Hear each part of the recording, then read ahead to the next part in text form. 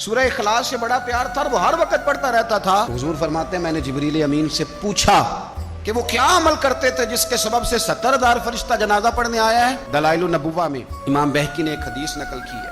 हजरत अनस बिन मालिक रदी अल्लाह तआला अन्हु बयान फरमाते हैं, कहते हैं हम लोग ना तबूक में मौजूद थे तो नबी पाक सल्लल्लाहु अलैहि वसल्लम के हुजरा नूर में मुझे बहुत ज़्यादा रोशनी नज़र आई। मैं वहाँ हाजिर हुआ तो मैंने अर्ज़ की या रसूलल्लाह थोड़ी देर पहले यहाँ मैंने बड़ा नूर देखा है। तो हुजूर अलैहिस्सलाम ने फरमाया जिब्रील अमीन अलैहिस्सलाम मदीना शरीफ आए थे तो वो मुझसे मिल के गए हैं, यहाँ से हो के गए हैं। या रसूलल्लाह हज़रत जिब्रील मदीना शरीफ। नबी पाक अलैहिस्सलाम ने फरमाया मदीने मेरे एक ग़ुलाम का इंतकाल हो गया, हज़रत मुआविया बिन मुआविया अल-मुज़नी रदी अल्लाह ताला। एक तो हज़रत अमीर मुआविया है ना, ये हज़रत मुआविया बिन मुआविया अल-मुज़नी रदी अल्लाह ताला अन्हु। फरमाया उनका इंतकाल हो गया है। तो हज़रत जिब्रील अमीन आए थे और अर्ज़ कर रहे थे कि या रसूलल्लाह रब करीम ने 70,000 फरिश्ते को उनके जनाजे में भेजा है।